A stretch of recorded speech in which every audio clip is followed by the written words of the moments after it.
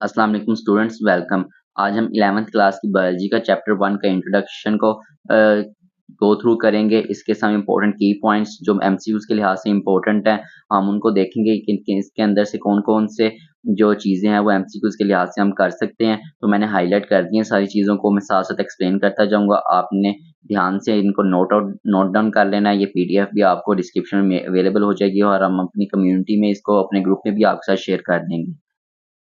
तो सबसे पहले देखते हैं कि बायोलॉजी और उसकी सब मेजर फ़ील्ड्स कौन-सी हैं। अगर तो आपने एफएससी में बायोलॉजी, केमिस्ट्री, फिज़िक्स, केमिस्ट्री और इंग्लिश को आपने अच्छी तरह से गो थ्रू किया है, अच्छी तरह आपने इनको पिकअप किया है, तो आपके लिए ये बहुत ज़्यादा मुश्किल नहीं होगा, ईज़ी होगा बहुत आपके लिए।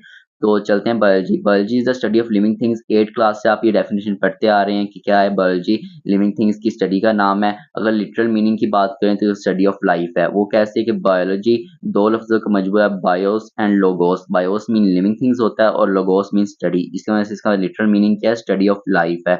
उसके बाद अगर बायोलॉजिस्ट की हम ज़ुबान से देखें कि बायोलॉजी को क्या कहते हैं, तो बायोलॉजिस्ट के मुताबिक ये एक सेट ऑफ कैरेक्टरिस्टिक्स है। क्या है कि खसूसियात का मजमूआ है जो क्या करता है, लिविंग ऑर्गेनिज़म्स को नॉन लिविंग ऑर्गेनिज़्म से क्या करता है, फ़र्क करता है, उनको डिफरेंशिएट करता है हमारे पास।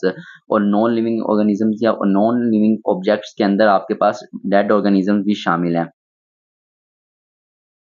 उसके बाद इसकी ब्रांचेज़ को गो थ्रू करते हैं कि इसकी ब्रांचेज़ क्या हैं। सबसे पहले आपके पास मॉलिक्यूलर बायोलॉजी आती है। मॉलिक्यूलर बायोलॉजी में क्या आप क्या स्टडी करते हैं? स्ट्रक्चर ऑफ ऑर्गेनिज़म्स, सेल के स्ट्रक्चर को या फिर ऑर्गेनेलिज़ एट मॉलिक्यूलर लेवल। यानी मॉलिक्यूलर बायोलॉजी के अंदर आप मॉलिक्यूलर लेवल पर स्टडी करेंगे, चाहे वो ऑर्गेनिज़्म का स्ट्रक्चर हो, चाहे वो सेल हो, चाहे वो ऑर्गेनेली हो। उसको आप किस पर स्टडी करेंगे? मॉलिक्यूलर लेवल पर स्टडी करेंगे अंडर माइक्रोस्कोप। इन्वायरमेंटल बायोलॉजी की बात करें तो हमारे पास इन्वायरमेंटल बायोलॉजी में क्या होता है, रिलेशन होता है ऑर्गेनिज्म का अपने इन्वायरमेंट के साथ। ये ऑर्गेनिज्म की इंटरेक्शन भी हो सकती है अपने इन्वायरमेंट में, इनऑर्गेनिक और ऑर्गेनिक जो उसके पास फैक्टर्स हैं। इनऑर्गेनिक और ऑर्गेनिक फैक्टर्स हमारे पास कैसे हो सकते हैं? इनऑर्गेनिक फैक्टर्स में हमारे पास नॉन लिविंग ऑब्जेक्ट्स हैं वो आ सकते हैं, जैसे कोई भी टेबल, चेयर, कोई भी ऑब्जेक्ट हमारे पास जो है नॉन लिविंग ऑब्जेक्ट है वो हमारे इनऑर्गेनिक एनवायरनमेंट आ जाएगा। उसके बाद अगर ऑर्गेनिक एनवायरनमेंट की बात करें तो उसके अंदर हमारा जो लिविंग एनवायरनमेंट है, लिविंग कंपोनेंट्स हैं, जो हमारे बायोटिक कंपोनेंट्स आ जाते हैं। फॉर एग्जांपल सॉइल है, वाटर है, उसके बाद एयर है, उसके बाद हमारे अदर एनिमल्स के साथ हमारे रिलेशनशिप, तो हम सब कुछ एनवायरमेंटल बायोलॉजी के अंदर स्टडी करते हैं। माइक्रोबायोलॉजी को देखें तो माइक्रो मीन्स स्मॉल और biology means study of living organism. तो ऐसे लिविंग ऑर्गेनिज्म की स्टडी जो बहुत स्मॉल हो, जिनको हम नेकेड आई से नहीं देख सकते। फॉर एग्जांपल जो कॉमन एग्जांपल्स आप बचपन से पढ़ते आ रहे हैं, बैक्टीरिया है, वायरसेस हैं, प्रोटोज़ोआ, एल्गी एंड फंजाई। इनको हम नेकेड आई से नहीं देख सकते, ये माइक्रो ऑर्गेनिजम्स हैं, इनको हम माइक्रोस्कोप के साथ ही देख सकते हैं। तो इनकी स्टडी को हम क्या कहेंगे? Micro organisms. यानी ऐसे जानदारों की स्टडी जो बहुत ज़्यादा छोटे होते हैं और उनको हम आम आँख से नहीं देख सकते, उनको हम माइक्रो ऑर्गेनिजम्स कहते हैं। उसके बाद है fresh water biology. Fresh water biology नाम से ही आपको बता रहा है कि फ्रेश यानी ताज़ा वाटर पानी बायोलॉजी लिविंग ऑर्गेनिजम्स ताज़ा पानी के अंदर रहने वाले लिविंग ऑर्गेनिजम्स की स्टडी को हम क्या कहेंगे? Fresh water biology. तो ये ब्रांच किसको कवर करेगी? Organism living in fresh water bodies, उनके फिजिकल एंड केमिकल पैरामीटर्स को। अब फिजिकल और केमिकल पैरामीटर्स क्या हो सकते हैं? फिजिकल पैरामीटर्स में टेम्परेचर हो सकता है वाटर का, केमिकल पैरामीटर्स में वाटर की पीएच लेवल हो सकती है, एसिडिटी हो सकती है, वो अल्कलाइन है या फिर एसिडिक है। तो ये उसके फिजिकल और केमिकल पैरामीटर हो जाएंगे। फ्रेश वाटर बायोलॉजी हम स्टडी करते हैं रिवर्स और लेक्स के अंदर, यानी छोटे पैमाइश पर।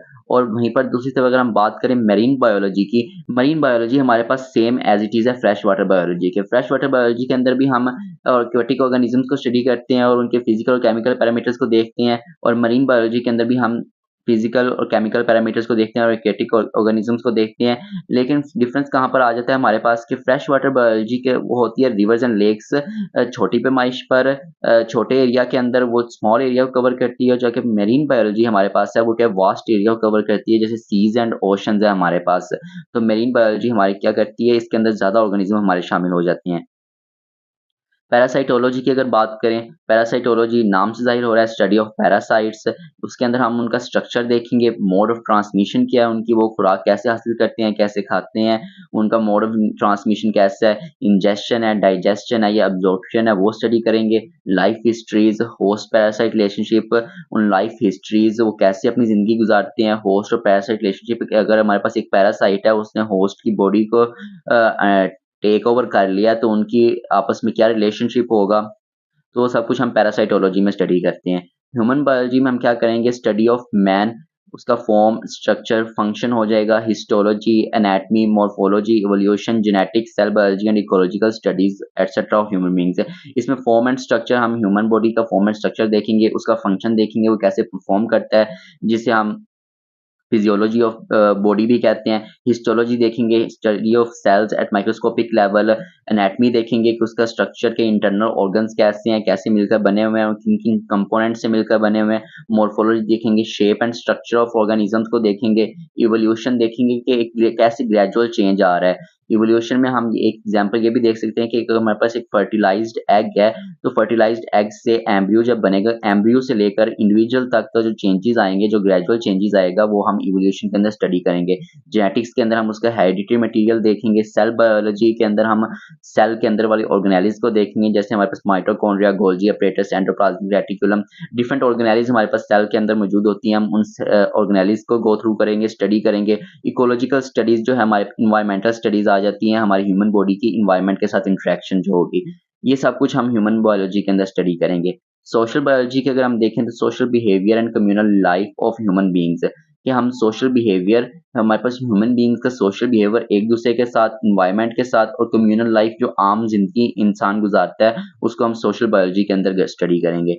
बायोटेक्नोलॉजी की बात करें तो बायोटेक्नोलॉजी को यूज़ करते हुए हम, ये ऐसी टेक्नीक है जिसके अंदर हम लिविंग ऑर्गेनिज्म का यूज़ करते हैं ह्यूमन बीइंग्स की बेनिफिशियरी के लिए, जिस ऐसी न्यू प्रोडक्ट्स को हम इन्वेंट करते हैं जिससे क्या हो कि ह्यूमन बीइंग्स को क्या हो, फ़ायदा हो। उसके बाद हमारे पास लेवल्स ऑफ बायोलॉजिकल ऑर्गेनाइजेशंस आ जाते हैं, कि हमारे पास बायोलॉजिकल ऑर्गेनाइजेशन के अंदर कितने लेवल्स हैं, कौन-कौन से लेवल्स हैं, वो किन चीज़ों से मिलकर बने हुए हैं। तो सबसे पहले मैं आपके पास कुछ एलिमेंट्स का ज़िक्र किया गया। यहाँ पर 92 नेचुरली ऑकरिंग एलिमेंट्स हैं, जिसके अंदर से 16 जो हैं वो आम तौर पे क्या केमिकल कंपाउंड्स के अंदर पाए जाते हैं। और इन्हीं 16 से मिलकर क्या आपकी ऑर्गेनिज़म्स मिलकर बने हुए हैं, जिनको आप बायो एलिमेंट्स का नाम दे रहे हैं। और इन बायो एलिमेंट्स के अंदर भी जो 6% या फिर 6 आपके ऐसे बायो एलिमेंट्स हैं जो आपका 99% ऑफ टोटल मास बना रहे हैं।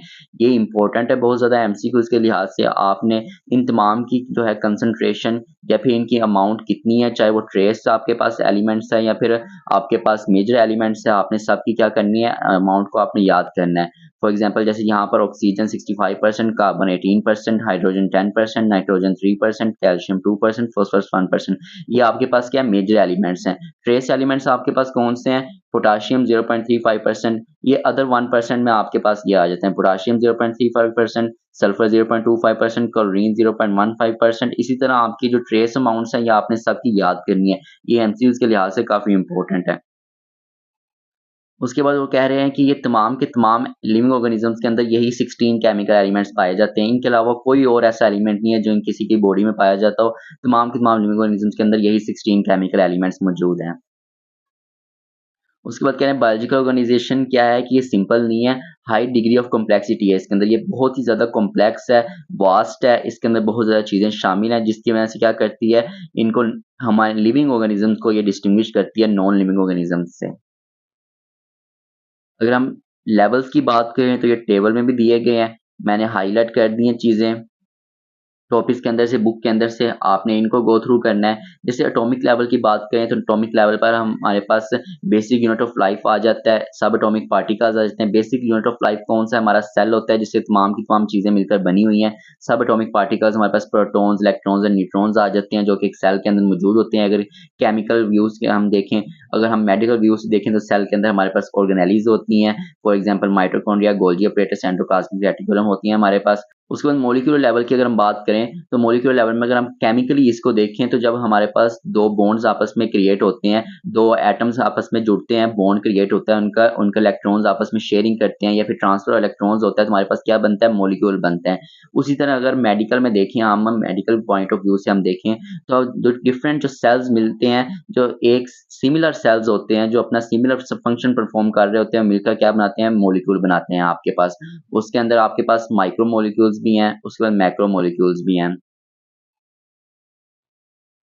माइक्रो मॉलिक्यूल्स जो कि बहुत स्मॉल होते हैं, उस इनका मॉलिक्यूलर वेट भी स्मॉल होता है। उसके बाद मैक्रो मॉलिक्यूल्स, इनका मॉलिक्यूलर वेट हाई होता है, जैसे स्टार्च है, प्रोटीन्स है। माइक्रो मॉलिक्यूल्स में आपके पास कार्बन डाइऑक्साइड है, वाटर है।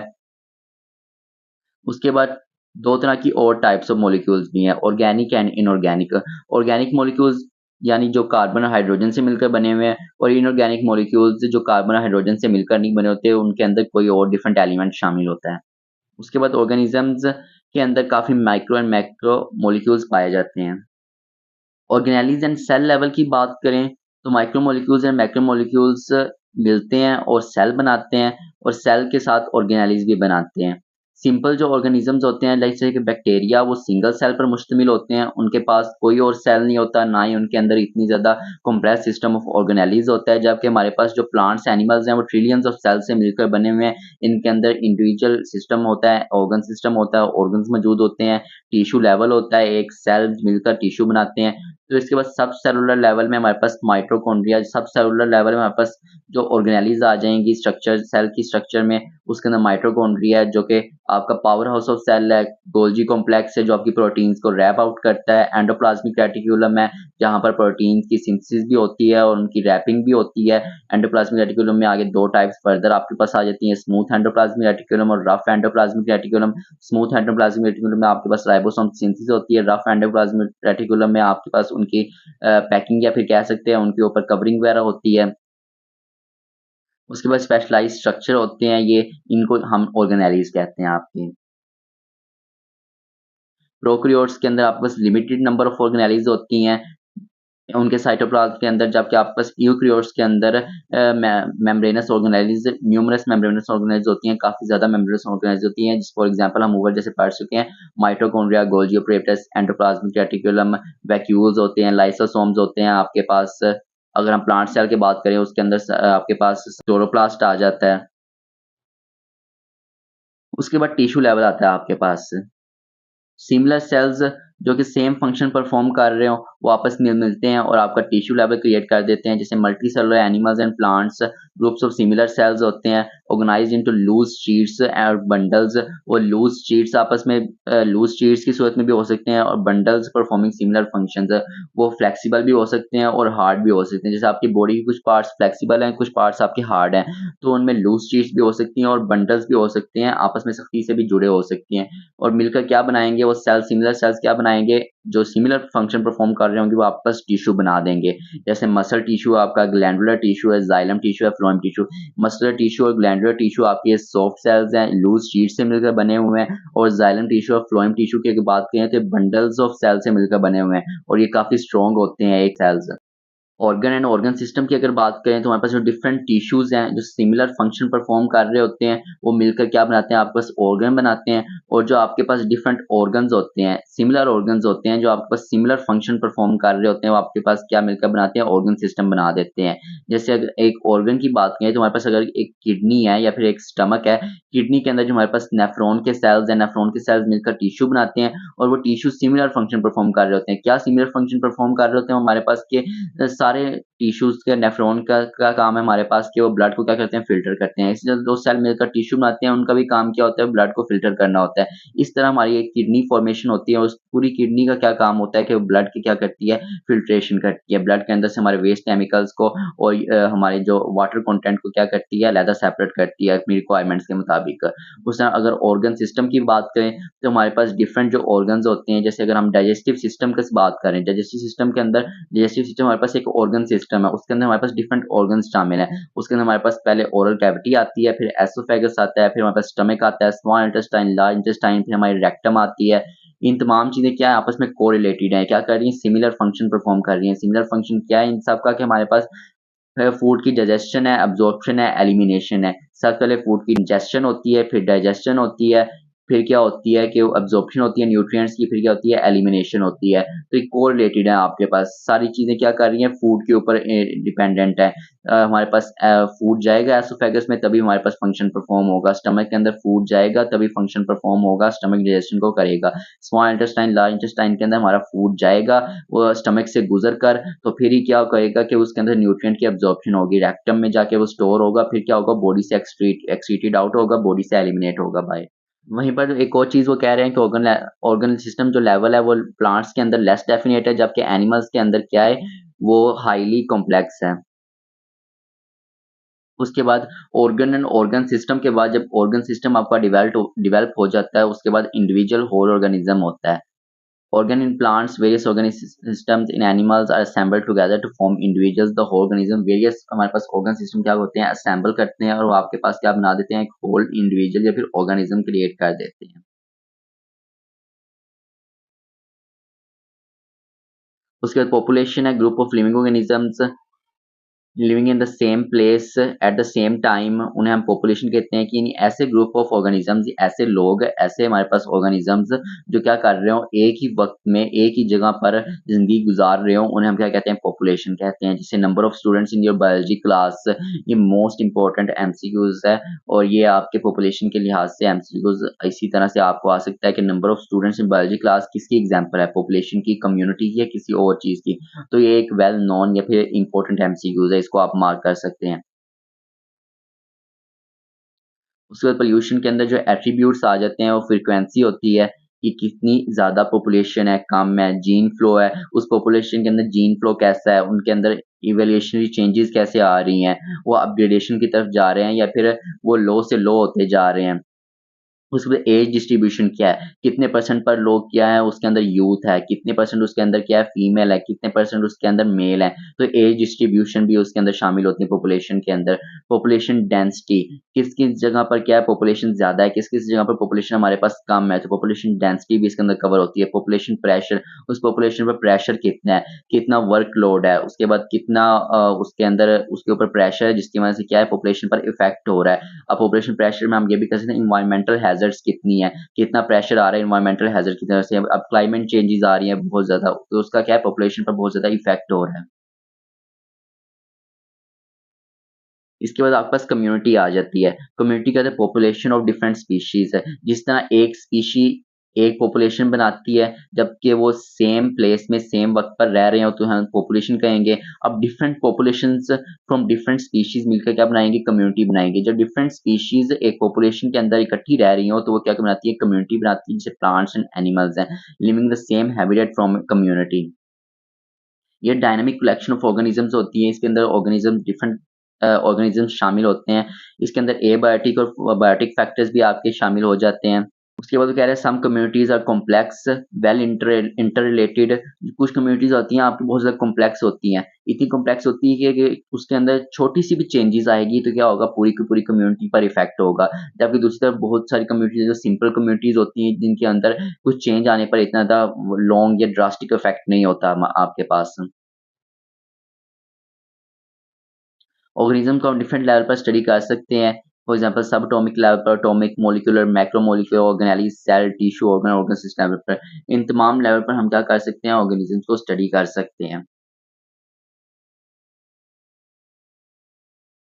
उसके बाद living world in space. Almost all parts of the world abounds in living organisms, के तमाम पार्ट ऑफ वर्ल्ड के अंदर क्या है कि लिविंग ऑर्गेनिजम्स शामिल हैं। अब बायोम क्या होता है, biome is a large regional community primarily determined by climate. Biome एक लार्ज ऐसी कम्युनिटी होती है, ग्रुप ऑफ पॉपुलेशन है, डिफरेंट स्पीशीज की पॉपुलेशन है कि जिसकी और क्या डिटरमाइंड बाय क्लाइमेट, जो कि अपने क्लाइमेट से डिटरमाइंड होती है। जैसे हम हमारे पास जो अफ्रीकन हैं या फिर जो रेगिस्तान में रहने वाले लोग हैं हमारे पास, तो क्या उनका क्लाइमेट ही हमारे पास और है, तो अपने क्लाइमेट से हम उनको जानेंगे।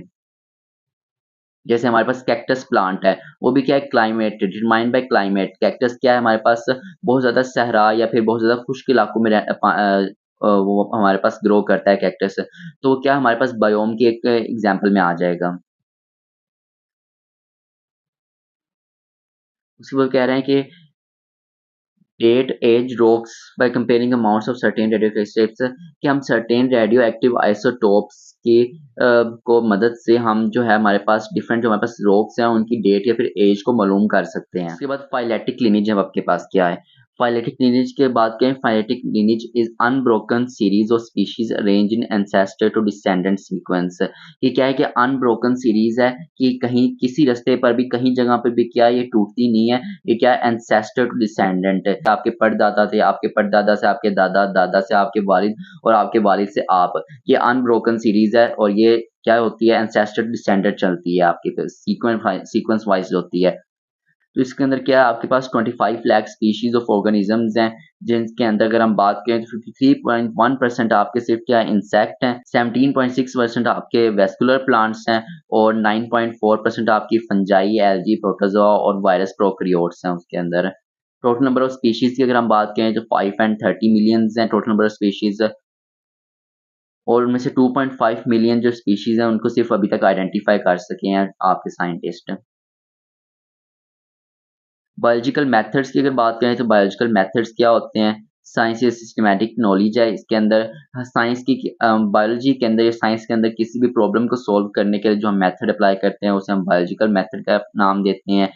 9th-10th के अंदर इसको बहुत अच्छे कॉन्सेप्ट में बयान किया गया है बायोलॉजिकल मेथड को, मेजर तौर पर 9th क्लास के अंदर। तो any method used to solve a biological problem is known as biological method. इसके तरतीब से हमारे पास कुछ स्टेप्स होते हैं, हाइपोथेसिस होती है, फिर डिडक्शन होती है, फिर हम थ्योरी हमारे पास आती है, थ्योरी के बाद हमारे पास लॉ आता है।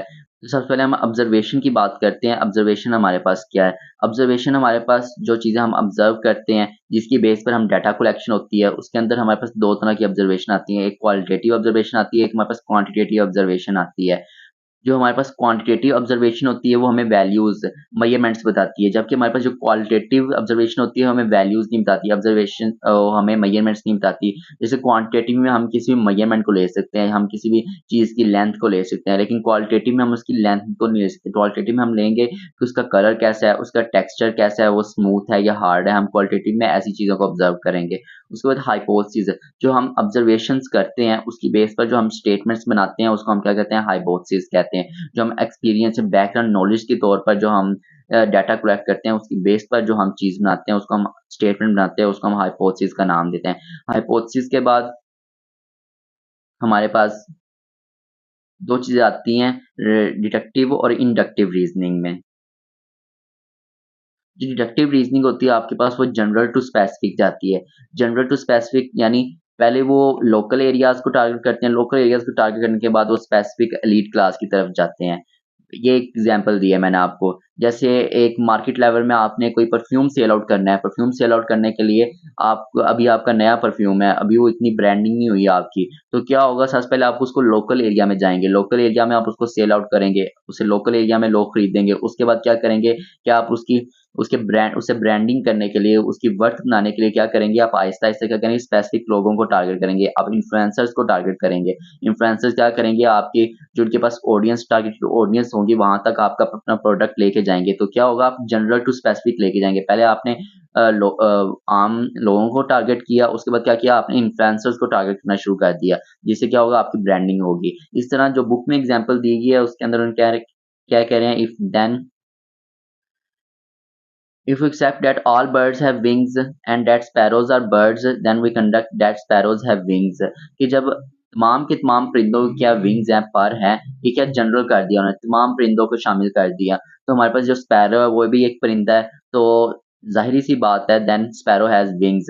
ये अब उन्होंने स्पेसिफिक कर दिया, क्या है? जनरल से वो स्पेसिफिक ले गए हैं। इसी तरह इंडक्टिव रीज़निंग की आपके पास स्पेसिफिक टू जनरल लेके जाना, स्पेसिफिक से आप स्टार्ट करें और फिर जनरल से लेके जाएँ। वही दोबारा का एग्ज़ाम्पल अगर मैं परफ्यूम की एग्ज़ाम्पल दूँ, तो क्या किया आपने? न्यू परफ्यूम लॉन्च किया है, आपने सबसे पहले जाते सारे इन्फ्लुएंसर्स के पास चले गए। इन्फ्लुएंसर्स ने क्या किया? आपकी उसकी ब्रांडिंग की, ब्रांडिंग करने के बाद क्या हुआ कि आपका परफ्यूम अब आम लोगों तक भी पहुँच गया। इन्फ्लुएंसर्स ने क्या किया? एज़ ए ब्रांडिंग के तौर पर आपकी प्रमोशन की।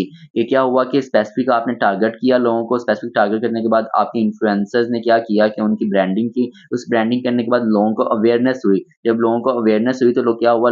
आम जो लोकल आपके पीपल्स थे उन्होंने भी क्या किया? वो उसको बाय करना शुरू कर दिया। इसी तरह अगर आपकी बुक की एग्ज़ाम्पल को देखें तो उसके अंदर कह रहे हैं कि अगर एक बर्ड है, वो परिंदा है और उसके पर हैं, तो हमारे पास जो बाकी तमाम परिंदे हैं उनके भी पर होंगे। तो ये हमारे पास कुछ इस तरह से एग्ज़ाम्पल दी गई है आपकी बुक के अंदर। उसके बाद other ways to form hypothesis में कौन-कौन सी आ जाती हैं? इंट्यूइशन और इमेजिनेशन, कि आप इमेजिनेशन करें सोचें उसे अपने ज़हन के अंदर एस्थेटिक प्रेफ़रेंस कि आप चीज़ों को एस्थेटिक वे से देखें, रिलीजियस और फिलॉसफिकल आइडियाज़ कि आप रिलीजियस अपने मज़हबी लिहाज़ से चीज़ों को देखें, कंपैरिज़न एनालॉजी कंपैरिज़न करें चीज़ों का या फिर एनालॉजी करें चीज़ों को एक-दूसरे के साथ रिलेट करके उनका प्रोसेस को एक-दूसरे से रिलेट करके हाइपोथेसिस बनाएँ या फिर discovery of one thing while looking for some other thing. ये क्या हो सकता है कि आप किसी एक चीज़ की तलाश कर रहे हो और उसकी तलाश करते-करते ही आपने कोई और चीज़ ढूँढ ली हो, तो इस तरह भी हाइपोथेसिस क्रिएट होती हैं। उसके बाद कह रहा है कि ऐसी हाइपोथेसिस जो सीरीज़ ऑफ रिज़ल्ट्स के साथ क्या हो, सपोर्टेड हो, ऐसी हाइपोथेसिस जिसके कंटीन्यूअस हम उसका टेस्ट कर रहे हो और उसके टेस्ट क्या आ रहा हो, पॉजिटिव आ रहा हो, तो क्या होगा वो थ्योरी में कन्वर्ट हो जाएगी। और गुड थ्योरी के अंदर 2 चीज़ें होती हैं, एक प्रेडिक्टिव हो और एक एक्सप्लेनेटरी पावर हो उसकी। प्रेडिक्टिव से मुराद उसका हम आउटकम को प्रेडिक्ट कर सकें, उसके आउटकम का आने से पहले ही हम उसके आउटकम को क्या करें जान सकें कि इसका ये आउटकम आएगा, इसका ये रिज़ल्ट आ सकता है। और एक्सप्लेनेटरी पावर के वो क्या करती हो अपने जो उसकी हाइपोथेसिस या डिडक्शन हो उसको वेल एक्सप्लेन्ड करती हो, कि अगर ये प्रोसेस हो रहा है तो कैसे हो रहा है, उसके पास एक्सप्लेनेटरी पावर हो आपकी हाइपोथेसिस के पास।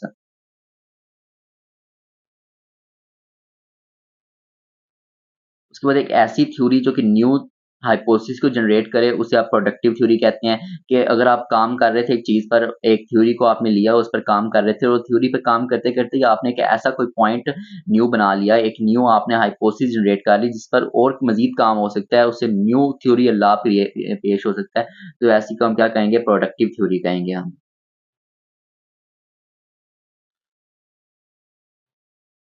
और उसके बाद अगर एक थ्योरी पर भी कंटीन्यूअस टेस्ट होते रहें और वो क्या करे सर्वाइव कर ले इस स्केप्टिकल अप्रोच में, तो उसे हम क्या कहेंगे साइंटिफिक लॉ का नाम देंगे। और बुक में आपके एग्जांपल में 2 साइंटिफिक लॉ दिए गए हैं, Hardy-Weinberg law and Mendel's law of inheritance.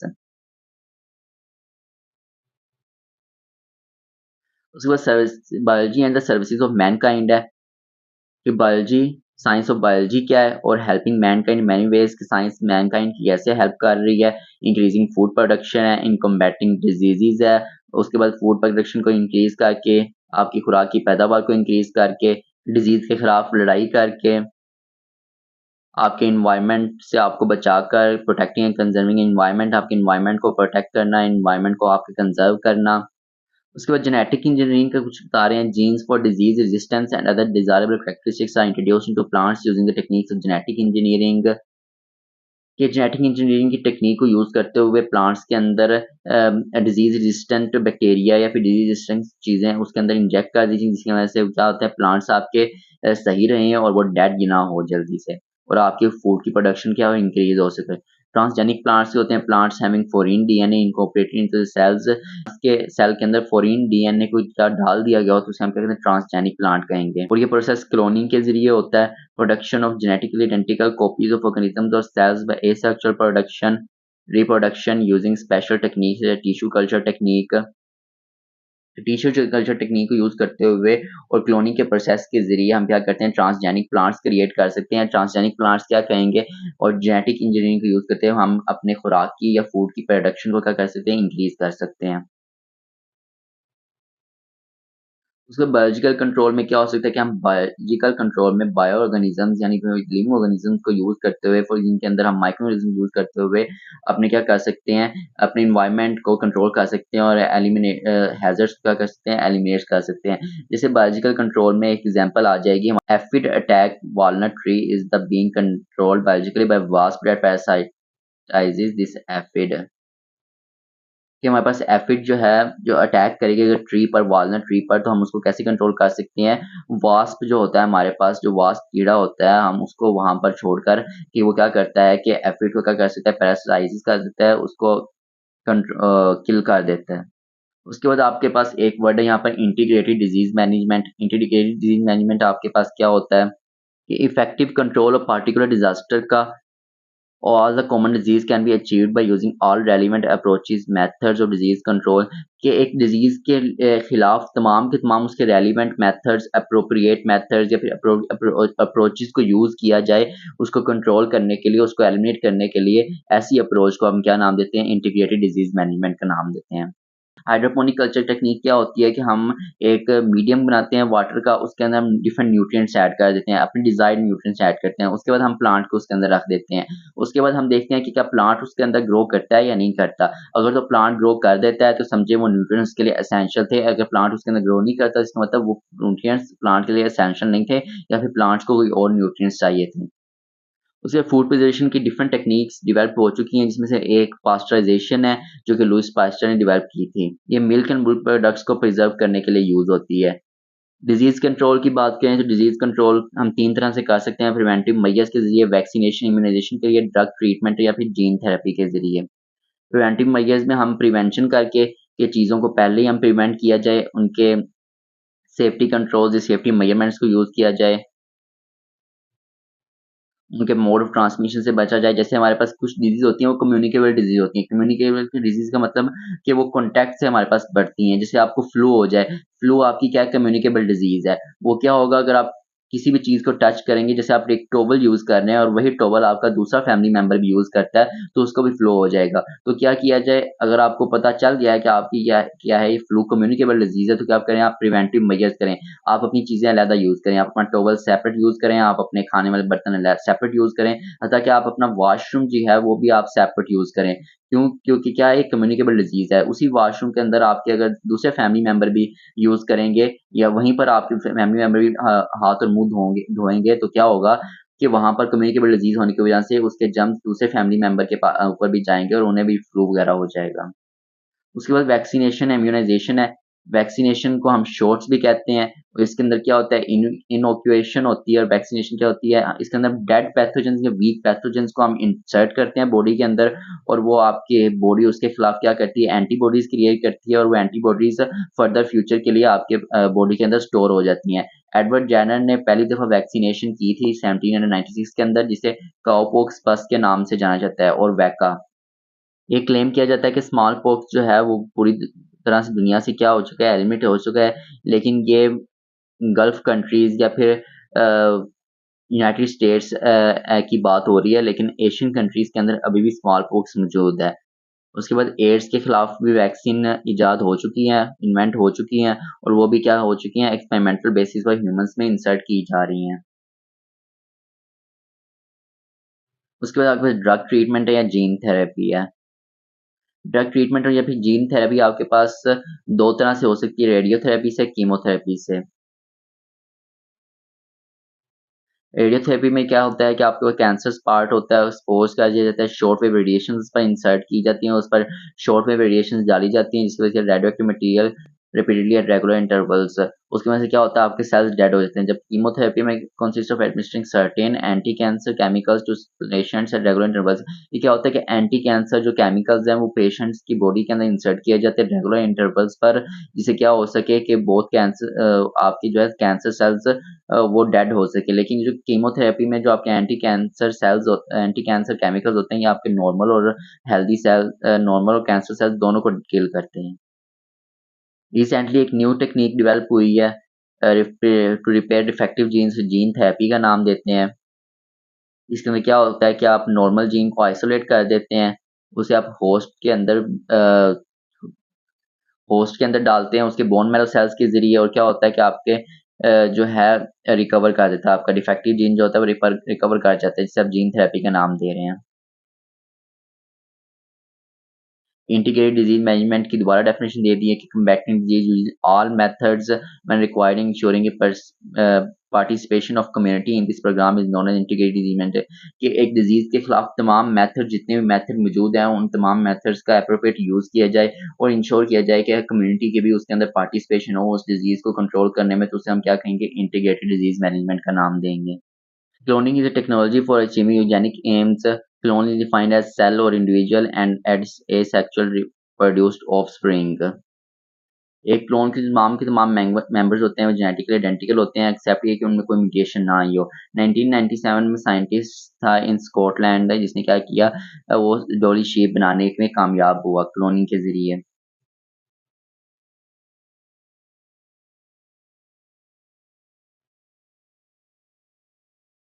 इसके बाद आइडेंटिकल ट्विन्स हैं genetically identical but carry chromosomes from each of the two parents. And पे आपके पास प्रोटेक्शन कंजर्वेशन एनवायरनमेंट आता है। इंडस्ट्रियलाइजेशन ने क्या किया, मैनकाइंड की हेल्प की हुई है। Raise the standard of living, जिसने क्या किया, raise the standard of living कर दिया, आपकी जो है ह्यूमन बीइंग्स की लाइफ को बहुत ईज़ी कर दिया है। जैसे कि इलेक्ट्रिसिटी की प्रोडक्शन है, फैन्स है, अब लाइट बल्ब्स हैं, लाइट बल्ब्स ने क्या किया, आपकी लाइफ को ईज़ी कर दिया ना, फैन्स हैं, इलेक्ट्रिसिटी है, या हवा आपको मिलती है, उसने भी क्या किया है, लाइफ को ईज़ी कर दिया हुआ है। बायो रेमेडिएशन आपके साथ की रिमूवल और डिग्रेडेशन ऑफ एनवायरमेंटल पोल्यूटेंट्स और toxic materials by living organisms. endangered species biologists are also working out to the list of endangered species। endangered species आपके पास वो स्पीशीज होती हैं जो कि खतरे में हो, एक्सटिंक्ट होने के खतरे में हो। ये था आपके चैप्टर 1 का ओवरव्यू। इसके अंदर आपने जो चीज़ें हाइलाइटेड हैं उनको अच्छी तरह से गो थ्रू करना है, जो कि आपके एमसीक्यूज़ के लिहाज से इम्पोर्टेंट है। उसके बाद इसकी पीडीएफ आपको डिस्क्रिप्शन में मिल जाएगी। अगर किसी चीज़ की आप समझ ना लगी हो तो आप कमेंट सेक्शन में पूछ सकते हैं। उसके बाद व्हाट्सएप पे हमारी कम्युनिटी के अंदर भी, आप ग्रुप के अंदर भी हमसे पूछ सकते हैं, डिस्कशन ग्रुप के अंदर। होपफुली आपको समझ लगी होगी अच्छी तरह से। अगर कुछ गलती वगैरह हुई हो तो नेक्स्ट टाइम पर हम इसको रिज़ॉल्व करेंगे। ओके, अल्लाह हाफ़िज़।